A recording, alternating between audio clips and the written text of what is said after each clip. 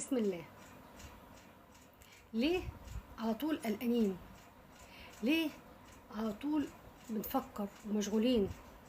ليه على طول خايفين من المستقبل وخايفين من بكره؟ يا ترى بناتنا هيتجوزوا امتى وفين ومين؟ يا ترى بكره ربنا هيرزقني بايه؟ يا ترى انا هعيش لما اربي اولادي واشوف احفادي ولا لا؟ يا ترى انا هنجح في المشروع ده ولا لا؟ مش مبطلين تفكير، مش مبطلين قلق وتفكير على المستقبل، مع ان ربنا سبحانه وتعالى كاتب كل حاجه وبأوان وبميعاد. قل لن يصيبنا الا ما كتب الله لنا، صدق الله العظيم.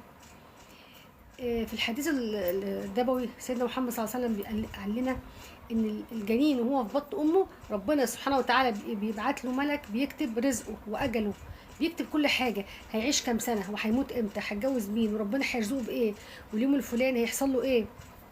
ولو اجتمعت الامه، برضو في حديث الرسول صلى الله عليه وسلم، على ان ينفعوك بشيء لن ينفعوك الا بشيء قد كتبه الله لك، ولو اجتمعت الأمة على أن يضروك بشيء لن يضروك إلا بشيء قد كتبه الله عليك، رفعت الأقلام وجفت الصحف.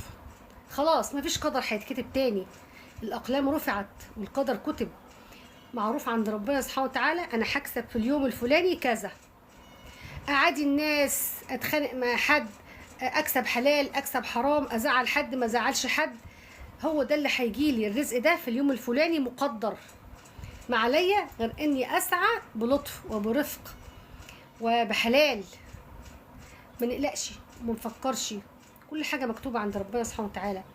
ربنا سبحانه وتعالى في الحديث القدسي اقسم لأدبرن لمن لا حيلة، لأدبرن الامر لمن لا حيلة له حتى يتعجب اصحاب الحيل.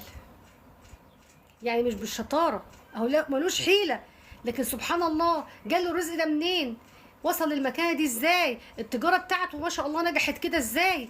لأدبرن الامر لمن لا حيله له. مش برضو مش بالسعي ولا بالنصاحه ولا بالشطاره، نسعى في المعقول، ما نحاربش حد، ما نزعلش حد، ما ناكلش مال حد، ما نظلمش حد. ربنا هيدبر الامر لمن لا حيله له، الغلبان الهادي المطيع المسكين اللي مسلمها لله بالبلد كده سايبها بالبركه.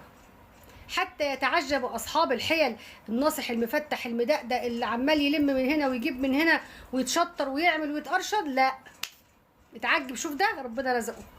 فاحنا نتصدق عشان ربنا يوسع ارزاقنا، نتقي الله في اعمالنا، نحب للناس زي ما نحب لنفسنا، نسعى وناخد بالاسباب، ودايما نصلي الفجر ونتوكل على الله وقت تقسيم الارزاق، وربنا سبحانه وتعالى هو الموفق وهو المستعان وهو الرزاق، وسلموها لله، لا بالشطاره ولا بالنصاحه ولا بالنباهه، ده بامر الله سبحانه وتعالى وبتدبير ربنا سبحانه وتعالى.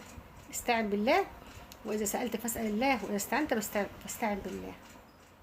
اشوفكم على خير في فيديو جديد، ما تنسوش بالله عليكم بقى متابعه ولايك، وشكرا لكم.